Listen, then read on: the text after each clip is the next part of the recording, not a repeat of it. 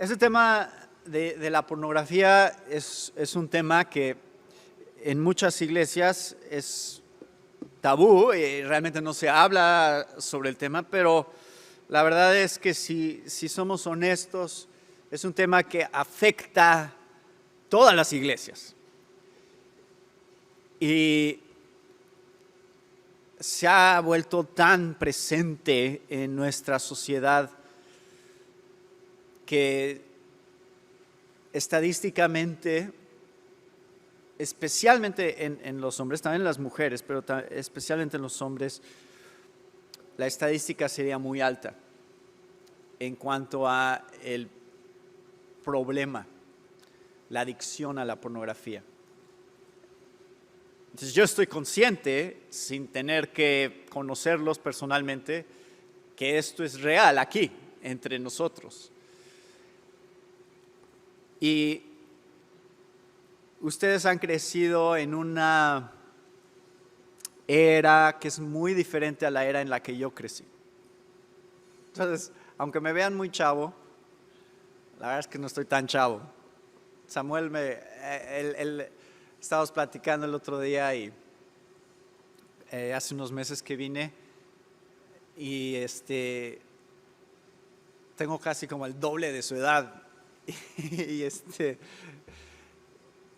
Pero pues ahí nos vemos más o menos igual, ¿no? Tengo 44 años. Entonces, yo crecí en los 80s. Y es una era en la que si tú querías ver pornografía era sumamente difícil. Yo recuerdo que un amigo, un vecino mío, vivíamos como en una privada y me acuerdo que este amigo descubrió unas revistas pornográficas que tenía su papá. Y yo tendría unos 7 años, 8 años, yo creo. Y un día que estaba en su casa me dijo, mira lo que descubrí, y me enseñó estas revistas. Es la primera vez que vi estas imágenes, mujeres desnudas, y realmente fue un shock para mí el ver esas imágenes. Y la siguiente vez que fui a su casa, pues su papá ya había descubierto las revistas, y entonces ya las había guardado mucho mejor. Entonces ya no tenía acceso a ellas. Y así crecí, o sea, así fue la primaria, la secundaria, la preparatoria, básicamente todos esos años de mi vida. Si tú hubieras querido ver pornografía, te habrías tenido que ir a una tienda que vendía material pornográfico, videos o lo que fuera, o un puesto de revistas, pero eso es demasiado público, eso es demasiado obvio, entonces no ibas a ir a buscarlo porque no era fácil, simplemente. Y ahora, la era en la que todos ustedes han crecido, incluyendo a Samuel, es una era en la que lo único que necesito es un teléfono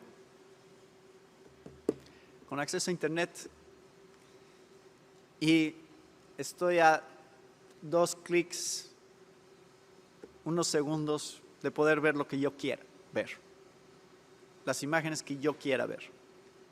Es muy diferente a mi propia experiencia y he tratado de entender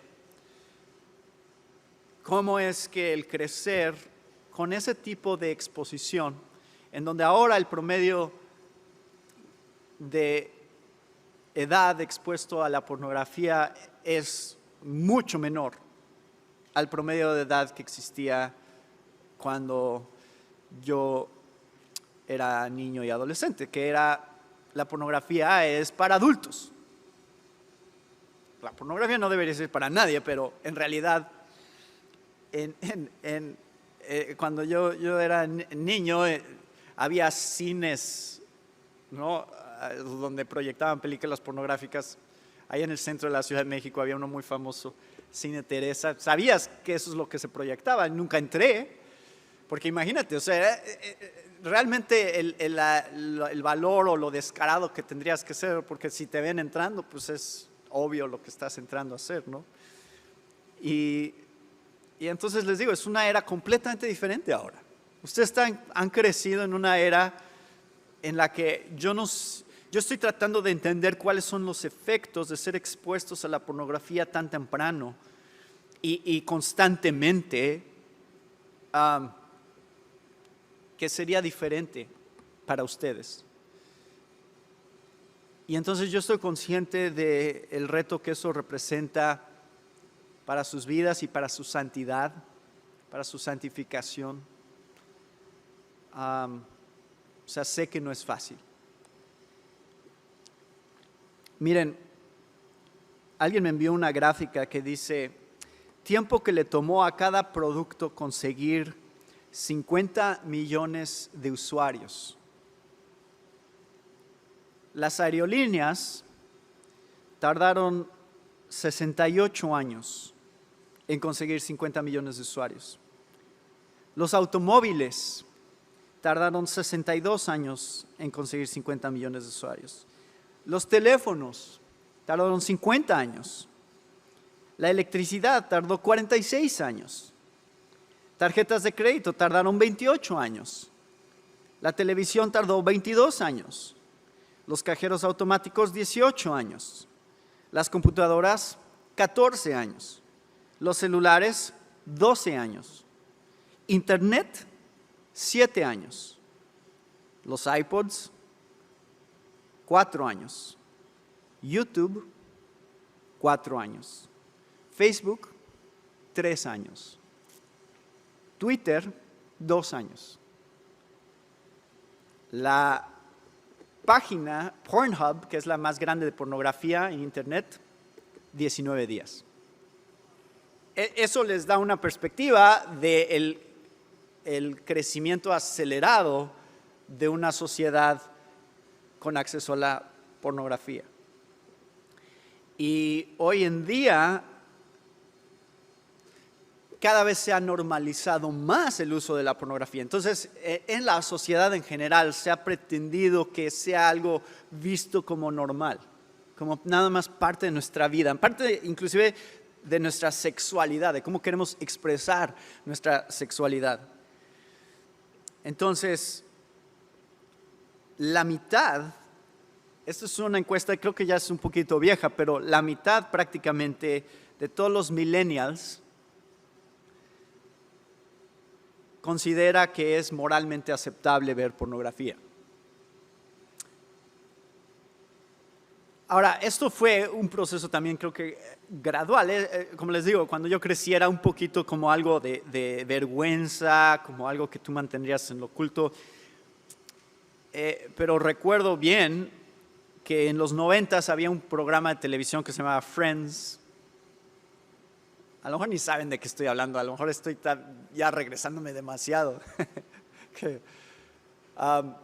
Pero hay un programa de televisión que se llama Friends que fue muy popular y recuerdo bien los episodios en donde los personajes que son hombres en la serie están viendo pornografía. O sea, obviamente no salen las imágenes, pero te dan a entender que están viendo pornografía y es como que parte de la vida normal, ¿no? O sea, hombres viendo pornografía y programas como esos tenían la intención de normalizar eso, o sea, de hacerlo ver, pues sí, hay que admitirlo, todos los hombres ven pornografía, eso es completamente parte de la vida y de nuestra sociedad. Y lo que quiero compartir con ustedes hoy va a ser, aunque el tema de este taller era cómo afecta el diseño de Dios, de nuestra masculinidad y nuestra feminidad, cómo afecta la pornografía, esas cosas, no quiero pasar demasiado tiempo hablando de eso. Y es muy sencilla la razón. Yo estoy prácticamente seguro, porque las conversaciones que he tenido con otros, y especialmente en el contexto de la iglesia, que todos ustedes sí saben que está mal.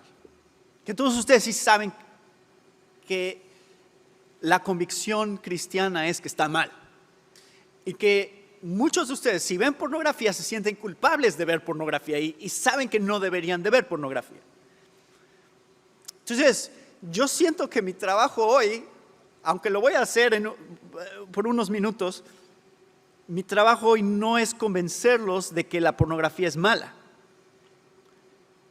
Creo que no necesito mucho tiempo para eso. Mi trabajo hoy principalmente es mostrarles cuáles son las herramientas que Dios nos ha dado para luchar contra la pornografía. Entonces espero que podamos tener una conversación más acerca de eso que de por qué la pornografía es mala. Porque les digo, yo creo que como cristianos todos entendemos esta dinámica que Jesús mismo describe en Mateo 5 de los pensamientos y de la culpabilidad delante de Dios que todos tenemos por nuestros pensamientos. Y que la convicción del Espíritu es esa, es decir, Señor, ayúdame a no tener estos pensamientos, ayúdame a luchar contra la lujuria de mi corazón, de cosas que yo sé que no te agradan. Todos tenemos esa lucha. Entonces sí tenemos que ser recordados que es un pecado y que está mal, pero también tenemos que ser recordados de la gracia que Dios da para luchar contra esas cosas en nuestra vida. Y ser santificados por Dios y por su palabra y por su gracia. Entonces, este es nomás un breve resumen de qué es la pornografía y lo que está causando. Número 1. Verdad número 1 sobre la pornografía. Se da en hombres y mujeres. Normalmente como hombres pensamos que es un problema solo de los hombres, pero las estadísticas muestran que cada vez más hay más mujeres consumiendo pornografía. Ahora yo no soy mujer, y ese es el punto de esta conferencia, ¿verdad? Que no puedo, o sea, ser hombre y ser mujer es ser mujer. Suena muy lógico, pero eso es uno de los principios más básicos de lo que está estableciendo la Biblia. Entonces yo no puedo entender exactamente qué es lo que atrae a las mujeres hacia la pornografía. Pero en un poco de mi investigación, y no lo voy a preguntar aquí abiertamente tampoco, pero en parte de mi investigación sobre este tema, leía que la tentación hacia la pornografía de las mujeres es diferente a la tentación de los hombres hacia la pornografía. Entonces ahí les va lo que yo leí, que es una definición que alguien daba de la adicción, de cómo se ve diferente la adicción entre hombres y mujeres. Y esta persona decía que para los hombres, cuando ven una imagen de una mujer atractiva, la lujuria es, o el deseo es, estar con ella. ¿Cómo sería estar con esa mujer? Y que la atracción para las mujeres es, ¿cómo sería ser ella? Que hay algo acerca de la manera en que una mujer es deseada, que para algunas mujeres es el punto de atracción hacia la pornografía. Me gustaría ser amada y deseada como esa mujer es amada y deseada. No sé si eso sea cierto, yo no quiero generalizar tampoco, pero eso es algo que yo leí que alguien que estaba analizando la pornografía decía. Y la otra cosa, la segunda realidad de la pornografía es que está ligada a la trata de mujeres. Y todos sabemos que esto es algo trágico que existe en todos los países del mundo. En México es un problema. Y sí tenemos que pensar, especialmente hombres, pensando sobre este tema, tenemos que pensar, cada vez que yo le doy clic a algo,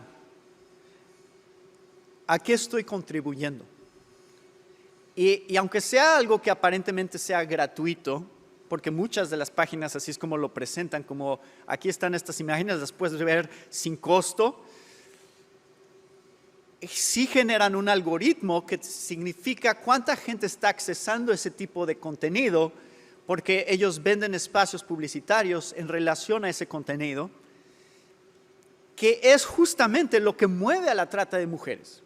Porque entre más interés hay en ver a mujeres cometiendo actos sexuales explícitos, entre más hay una audiencia, más es la ley de la oferta y la demanda, ¿no? Entre más demanda, más oferta.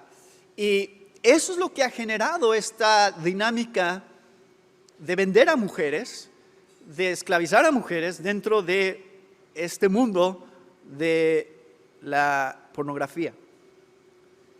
Eso nomás lo digo esto como una exhortación para nosotros hombres que piensas que es tan inocente, como que esto nada más me está haciendo daño a mí. No, no es cierto. Nunca, nunca el pecado solo daña a la persona que lo comete. Siempre hay otros afectados, siempre. Y tenemos que pensar en estas verdades cada vez que somos tentados. La tercera verdad. Verdad número 1 se da en hombres y mujeres. Verdad número 2 está ligada a la trata. Verdad número 3 crea adicción. Entre más pornografía ves, es como cualquier otra sustancia, como el tabaco, como la droga, como el alcohol, como cualquier otra cosa. Entre más lo consumes, más dependiente te vuelves.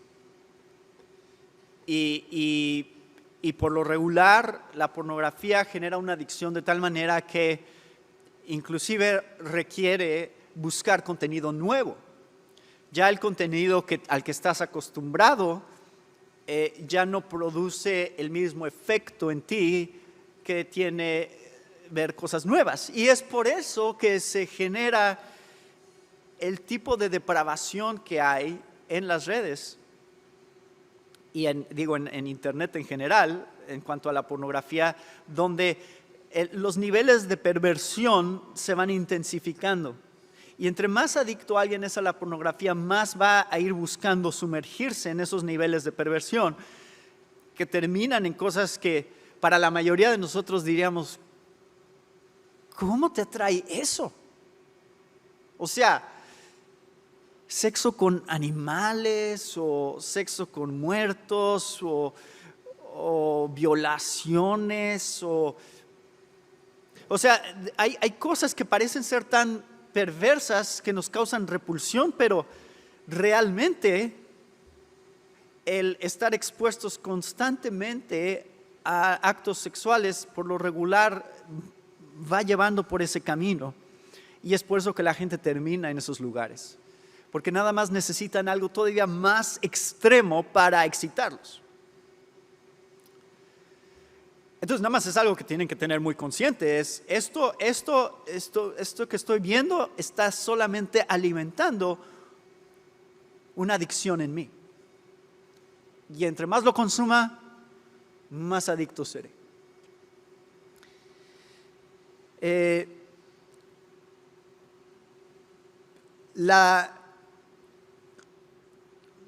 La cosa que también quiero aclarar es,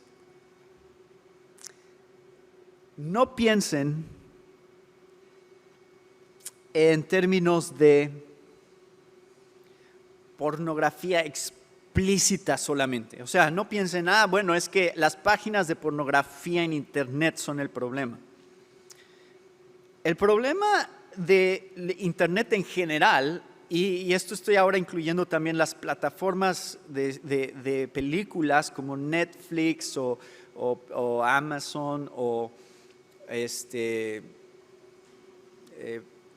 Paramount o HBO, todos esos. Es que no es que ofrecen contenido pornográfico como el mundo catalogaría contenido pornográfico. Ofrecen contenido explícito en cuanto a actos sexuales o desnudez o cualquier cosa que está específicamente diseñada para excitarnos sexualmente, especialmente a los hombres. Entonces tenemos que pensar en términos más amplios, no nada más, porque yo he escuchado esa justificación de muchos, es que yo no veo pornografía. A lo mejor no ves páginas pornográficas, pero sí ves contenido que tú sabes que está específicamente diseñado para despertar en ti deseos sexuales. Entonces tenemos que incluir todas estas categorías juntas. No es nada más la pornografía o lo que se cataloga como pornografía explícita. Clasificación que es D, ¿no? O X, o no sé qué clasificación le dan, pero no es nada más eso, sino es todo este contenido que está diseñado para crear lujuria en nuestras mentes y excitación física en nosotros al ver ese contenido. Entonces, amplíen su definición aquí. No nada más estamos hablando de pornografía. La otra cosa, la última verdad que quiero mostrarles de la pornografía es la cuarta verdad. Entonces, verdad número 1, se da en hombres y mujeres. Verdad número 2, está ligada a la trata. Número 3, crea adicción. Y número 4, separa el sexo de la personalidad y la relación. Y aquí es donde ya empiezo a entrar un poquito en este tema del título de este taller, que es ¿cómo afecta la pornografía el diseño de Dios? De masculinidad y feminidad. No hay nada que degrada más nuestro concepto de masculinidad y feminidad que la pornografía. Porque estás convirtiendo a esta mujer en solamente un objeto para tu placer. No importa cómo es, no importa su personalidad, no importa que se eche imagen y semejanza de Dios, no importa que no conoce a Cristo y que su verdadera necesidad es que escuche el Evangelio y sea transformada por medio del Evangelio. Eso no es lo que me importa. Lo único que me importa es su cuerpo. ¿Ven cómo distorsiona y daña la manera en que Dios quiere que nos percibamos unos a otros? O sea, nunca verías pornografía pensando, ay, ojalá y pueda compartirle el Evangelio a esa muchacha. Nunca lo pensarías. ¿Por qué? Porque solo la estás usando. Porque la has convertido solamente en un objeto. Y quiero que piensen que esto al final también terminaría afectando sus relaciones personales reales. Si tú eres expuesto a esas imágenes una y otra y otra y otra vez, ¿qué hace eso con tu manera de ver a tus hermanas en Cristo cuando llegas a la iglesia? ¿No generaría eso una manera diferente de verlas a ellas también?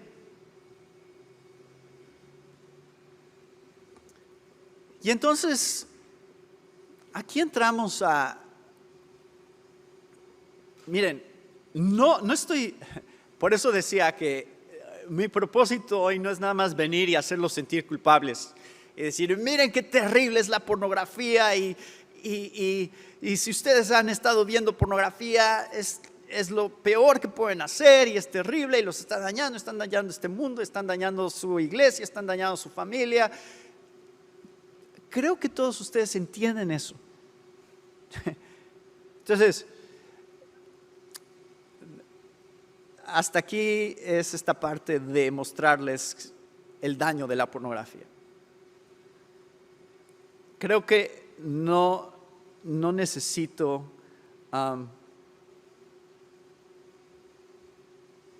tomar más tiempo para convencerlos. Quiero hablar del antídoto. Y el antídoto, como todas las cosas en la vida cristiana, es el Evangelio.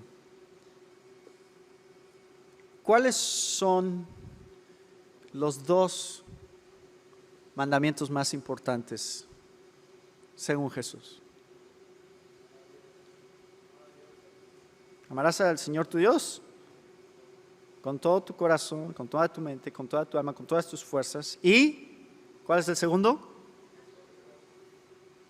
Amarás a tu prójimo como a ti mismo. Yo quiero que entiendan y vean cómo es que la pornografía es una violación de ambos mandamientos.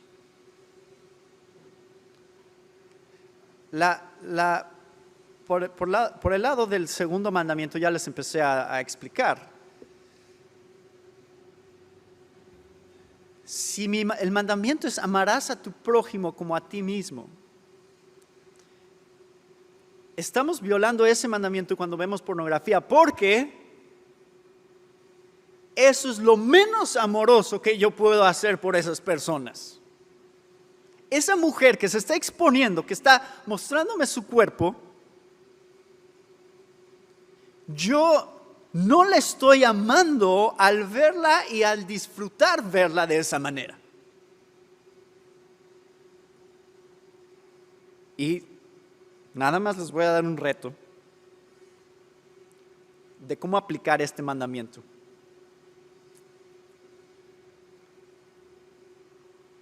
Imagínate que fuera tu hermana carnal. ¿Cambiaría tu perspectiva acerca de esa imagen? Sí. ¿Por qué? Porque la amas. Por eso. Por eso no te gustaría verla en esa posición, exponiéndose de esa manera. Tu amor por ella te llevaría a decir no, no lo hagas, no te expongas de esa manera. No quiero que nadie te vea en una manera que te deshonre. Imagínate que fuera tu mamá. ¿Por qué no? Porque es tu mamá, porque la amas. Porque hay un sentido de honra hacia tu mamá. Y hay algo en nosotros que otra vez está desconectando la personalidad del cuerpo. Eso lo separamos y lo queremos ver como 2 cosas independientes. Y no, nunca es así. Y el mandamiento de Dios de amar a nuestro prójimo como a nosotros mismos es el primer mandamiento que estamos violando cuando vemos esas imágenes. Pero el primer mandamiento, el segundo mandamiento que es violado, pero es el primer mandamiento, es amarás al Señor tu Dios con... ¿Cómo violamos ese mandamiento? Y es muy sencillo. El primer mandamiento tiene que ver ¿cuál es la fuente principal de tu gozo y satisfacción? La respuesta a esa pregunta muestra en dónde está realmente tu corazón. ¿Qué es lo que amas con todo tu corazón y con toda tu mente y con todas tus fuerzas? Eso es lo que va a traer gozo y felicidad a tu vida. Cuando yo pongo mi gozo en la pornografía, estoy diciéndole a Dios, tú no eres suficiente. Necesito esto también. Tú no puedes traer gozo a mí, necesito buscarlo en otro lugar.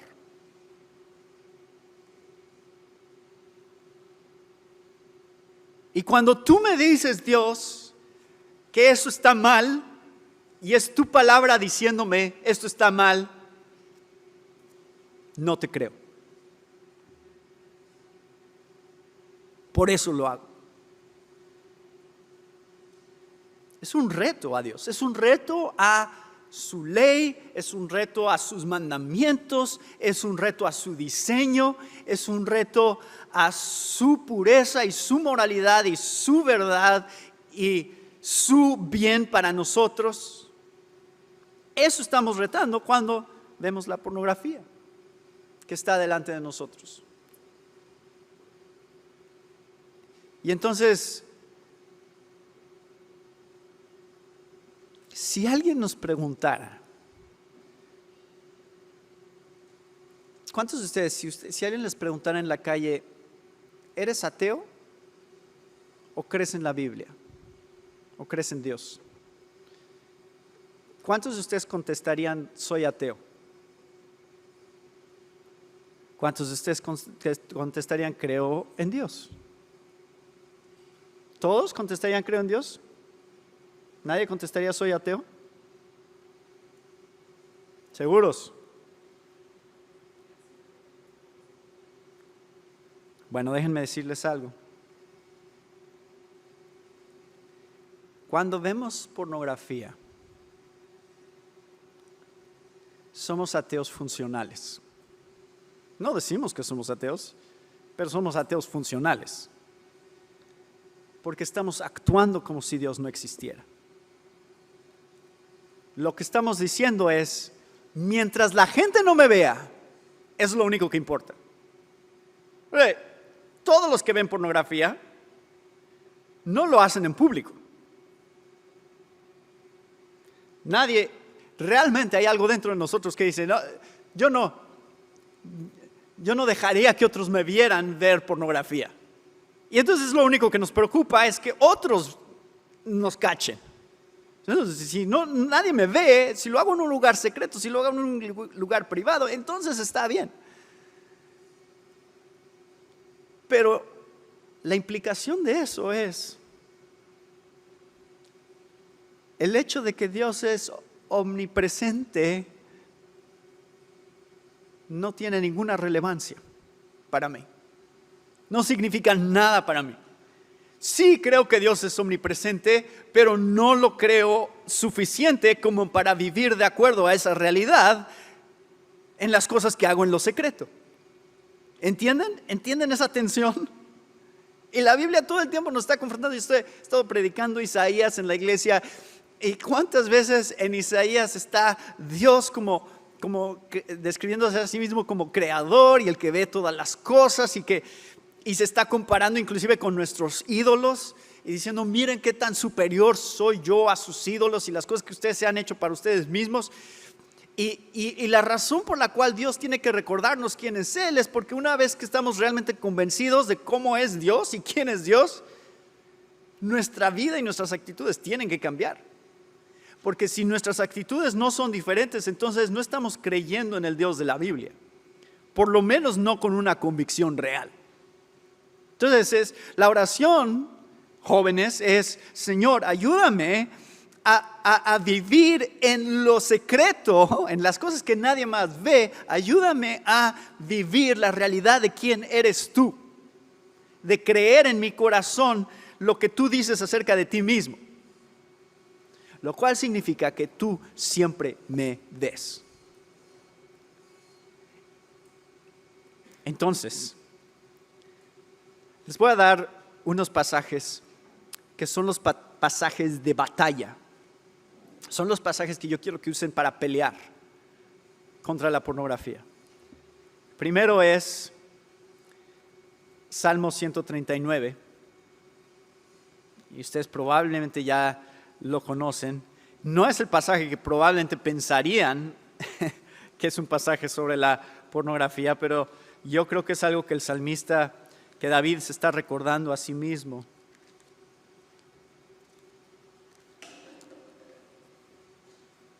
Y vean el versículo 7. Estoy leyendo la NBLA aquí. Dice, ¿a dónde me iré de tu espíritu? ¿O a dónde huiré de tu presencia? Si subo a los cielos, ahí estás tú. Si en el Seol preparo mi lecho, ahí tú estás. Si tomo las alas del alba y si habito en lo más remoto del mar, aún ahí me guiará tu mano y me tomará tu diestra. Y si me encierro en un closet, y si me encierro en mi cuarto, ahí tú estás.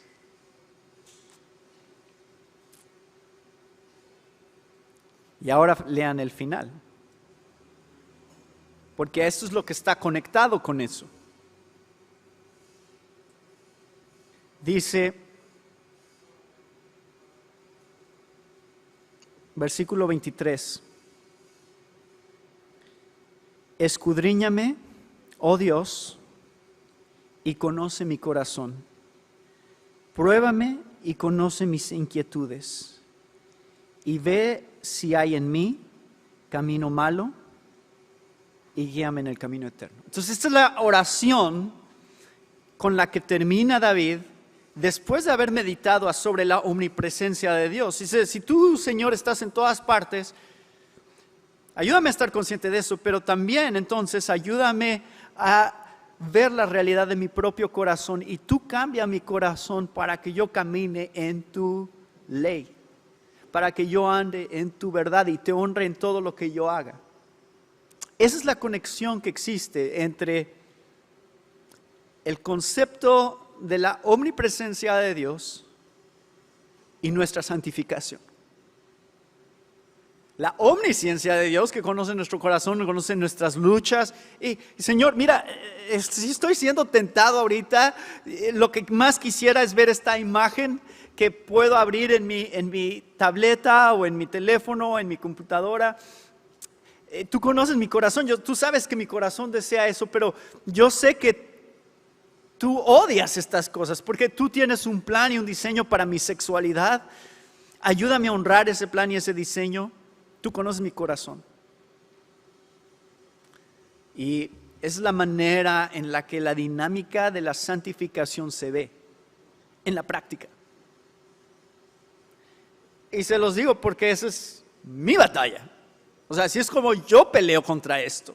Yo les estoy explicando cómo Dios me ha ayudado a mí a pelear contra la tentación de imágenes, que otra vez no tienen que ser de páginas pornográficas, simplemente imágenes que yo sé que causan en mí deseos que no debo de tener.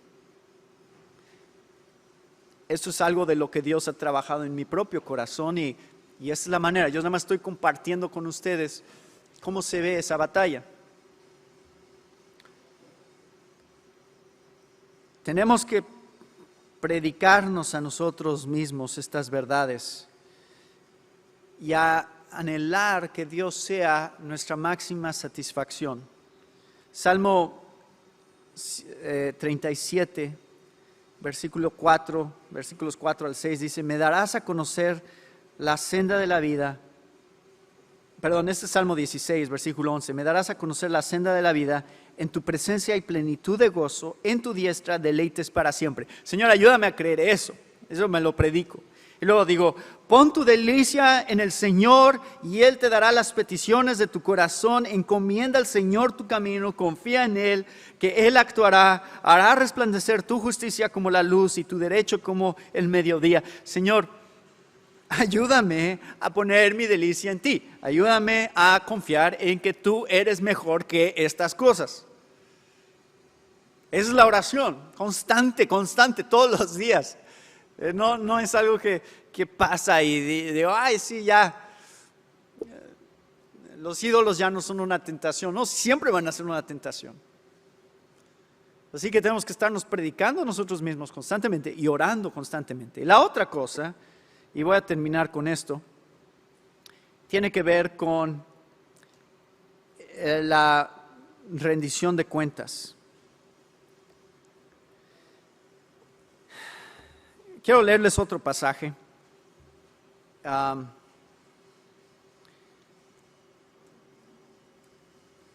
que está en 2 Corintios 7, versículos 8 al 11. Vean todo esto que dice Pablo aquí, es súper interesante. Dice, porque si bien les causé tristeza con mi carta, no me pesa. Aun cuando me pesó, pues veo que esa carta les causó tristeza, aunque solo por poco tiempo. Pero ahora me regocijo, no de que fueron entristecidos, sino de que fueron entristecidos para arrepentimiento, porque fueron entristecidos conforme a la voluntad de Dios, para que no sufrieran pérdida alguna de parte nuestra. Porque la tristeza que es conforme a la voluntad de Dios produce un arrepentimiento que conduce a la salvación, sin dejar pesar. Pero la tristeza del mundo produce muerte.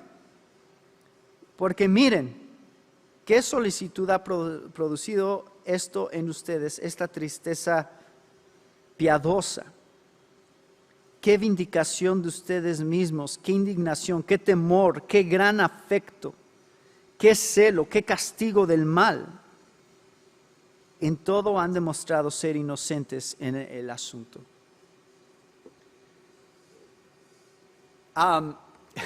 He dado otra conferencia donde paso 1 hora hablando nada más de este pasaje. Entonces, ahorita les voy a dar un resumen de 10 minutos. Pero aquí Pablo habla de 2 tipos de tristeza. Y ahora, les estoy diciendo esto porque yo estoy convencido de que la pornografía que pueda haber entre ustedes, en su propia experiencia, estoy seguro, 100% seguro que ha producido tristeza en ustedes. Eso no tengo duda, porque eso es lo que hace la pornografía. Produce satisfacción, pero esa satisfacción solo es temporal. Después trae tristeza a nuestro corazón. Pero de acuerdo a este pasaje, Pablo está diciendo que hay 2 tipos de tristeza. ¿Lo ven? Dice el versículo 10, hay una tristeza que es conforme a ¿qué? A la voluntad de Dios. Y esa tristeza conduce a la salvación. Pero hay tristeza del mundo que produce muerte. Entonces, les digo esto porque yo sé, inclusive no cristianos, creo que la pornografía produce tristeza. No creo que necesitas ser cristiano para darte cuenta que es un problema. Y ya voy a hablar un poquito más, a lo mejor no sé si esto sea más contemporáneo para ustedes, pero hay una cantante que se llama Billie Eilish. ¿Saben de qué estoy hablando? Eso sí, lo conocen. Y ella dijo en una entrevista, mi exposición a la pornografía arruinó mi sexualidad, o sea, mi experiencia sexual. Ella lo está diciendo como no cristiana. O sea, para ella la pornografía fue algo malo. Se arrepiente de haber visto pornografía a una temprana edad. Y eso nos muestra también parte de toda esta industria ha sido la manera en que ha afectado a las mujeres también. Y cuando escuché eso dije, miren, es tan interesante que la pornografía trae tristeza aún en los que no son cristianos. O sea que no tienes que ser cristiano para estar triste sobre el pecado. Pero ¿ese qué tipo de tristeza es? De acuerdo al versículo 10. Es tristeza del mundo. ¿Y qué produce la tristeza del mundo? Muerte. No ayuda en nada. Ahora, pueden pensar en términos de ejemplos bíblicos sobre este tipo de tristeza, este tipo de arrepentimiento. Y yo, para tratar de diferenciarlo, normalmente lo explico como remordimiento, que es sentir que no, o sea, decir, ojalá y no lo hubiera hecho, y arrepentimiento. Son diferentes cosas. Bíblicamente son diferentes cosas. Y lo pueden ver en personajes como Pedro y Judas, por ejemplo. ¿Se acuerdan? Judas se sintió triste de haber traicionado a Jesús. Sí, por eso se suicidó. Pero su tristeza, ¿a qué lo llevó? A la desesperación. Simplemente entró en desesperación, en depresión, al grado de que simplemente se suicidó. ¿Pedro se sintió triste sobre su traición a Jesús? Sí, lloró amargamente. ¿Pero a qué lo llevó su tristeza?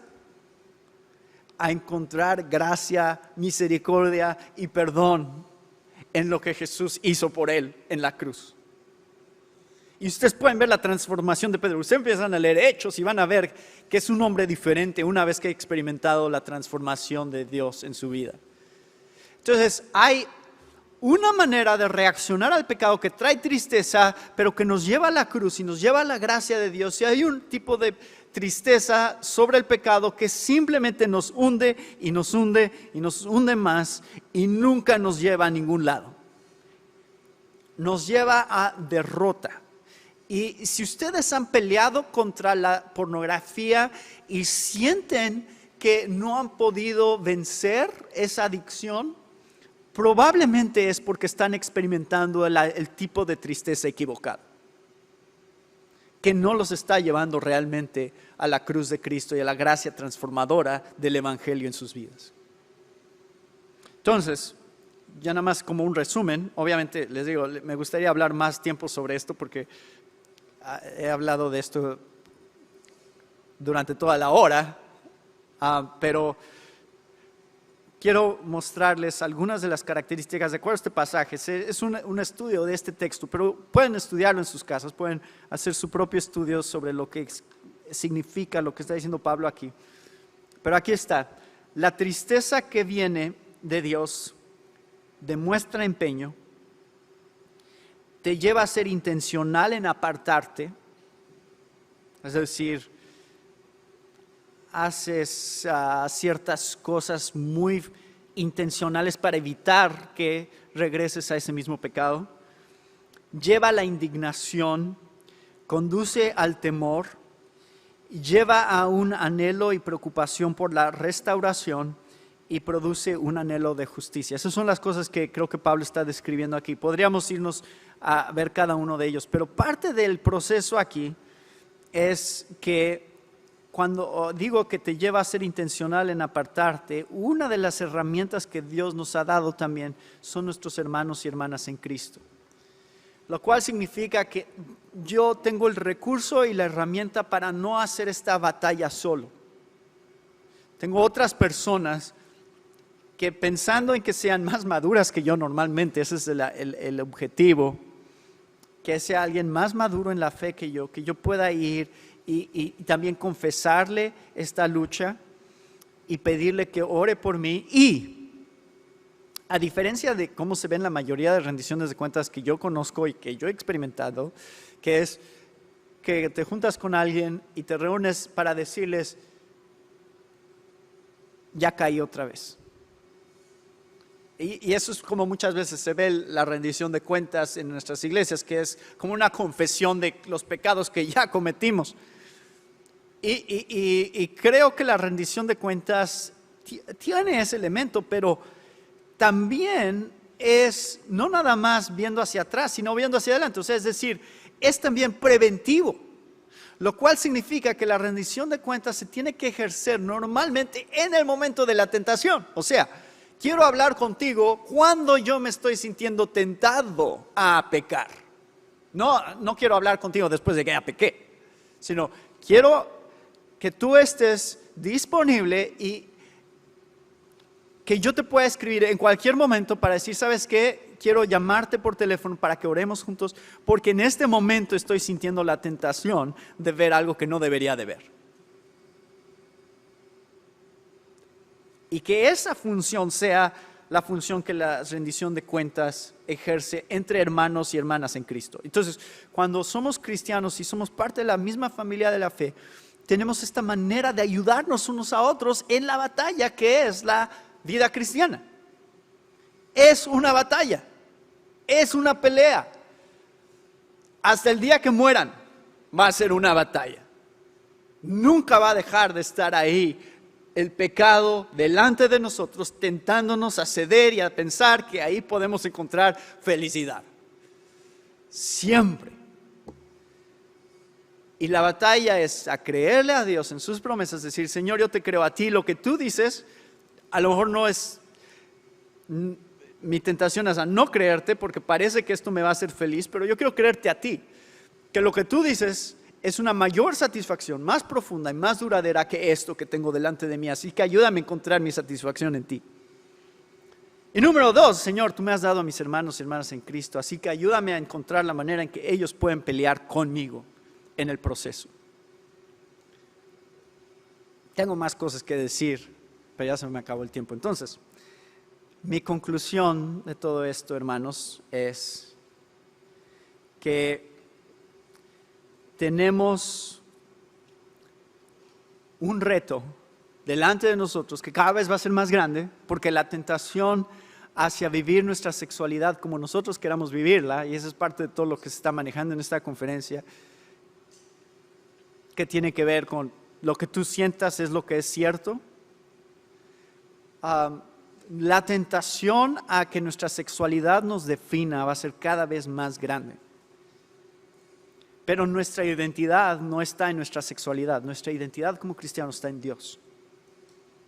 Y nuestra sexualidad debe de honrar a Dios.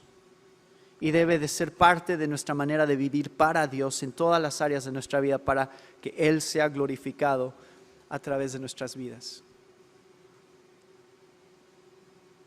Y esa es mi oración por ustedes, jóvenes. Espero que todo lo que hemos comentado hoy les ayude a pensar en estas verdades y que a través de su iglesia local ustedes puedan vivir su sexualidad de una manera que honre y glorifique a Dios. Gracias, Padre, por este tiempo y gracias porque sabemos, Señor, que tú buscas cómo ser honrado a través de nuestras vidas y a través de tu palabra al confrontarnos con estas cosas que leemos, Señor, sobre quién eres tú. Ayúdanos a entender que la realidad de quién eres tú transforma nuestra manera de vivir. Ayúdanos, Señor, a vivir para tu gloria en cada una de las áreas que nos están tentando todos los días y a vivir en victoria, a vivir el proceso de santificación que solo tú puedes hacer, la transformación que viene desde adentro. Gracias, Señor, porque sabemos que no es fácil, pero sabemos que también tú eres más grande que todos nuestros enemigos y todos los obstáculos que hay delante de nosotros. Así que, Señor, danos de tu Espíritu, danos de tu poder para vencer. En nombre de Cristo Jesús. Amén.